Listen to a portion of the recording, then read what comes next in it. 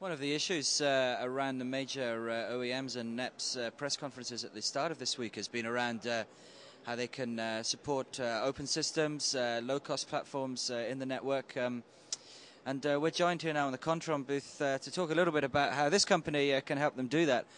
Sven, just give us a brief background on Kontron and where you are in the communications market. Okay, sure.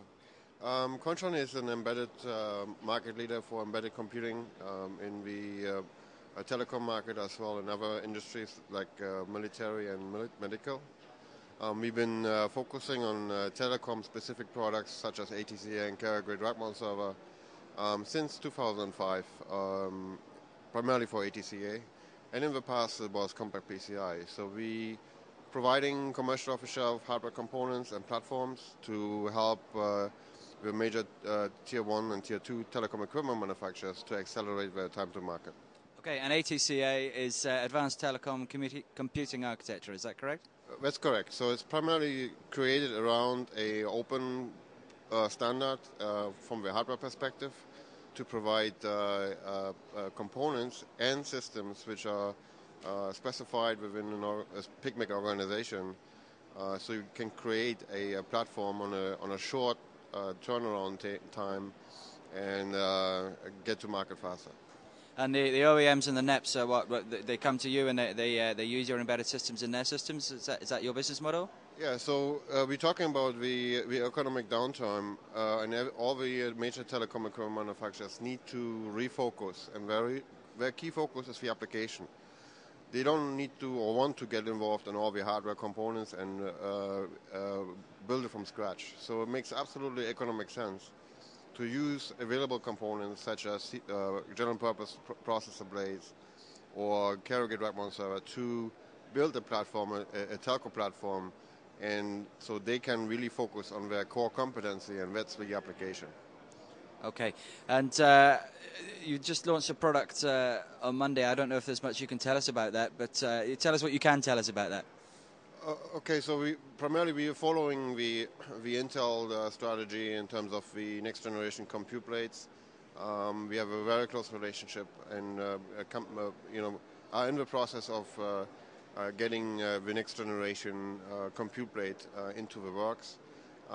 It's a much more performing platform, created ideally for 10 gigabit Ethernet performance as well, for example, packet processing. But on the other hand, we also have a smaller scale micro TCA or AMC, which is also ideally to handle 10 gigabit Ethernet.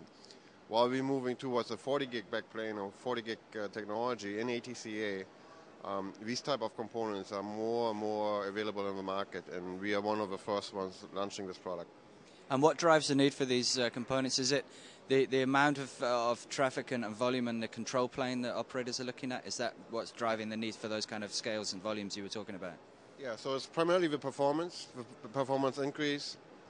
If you look at streaming video, IPTV or mobile TV, you need a high compute platform to be able to meet the demand.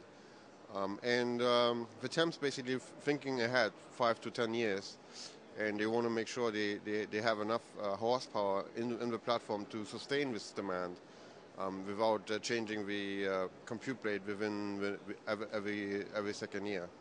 So that's the direction. That's why it's a good platform as well, or good direction to take. And the other demand is basically increase of network processing or and storage, for an example, as well. And how much of this for your business is driven by the operators themselves? Do you speak to them directly about your strategies, or tends to be through the TEMs for you? It's primarily through the TEMs, but the operator they have a very close interest in using commercial off-the-shelf components as well. For them, the operating cost is going down that way as well. Just imagine if you need to replace a full carrier-grade rack-mount server versus replacing it with an ATCA blade, there's significant time differences by reconfiguring it. So for them,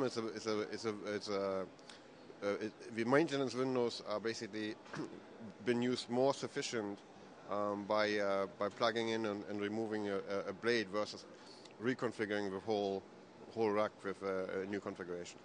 Okay, thank you.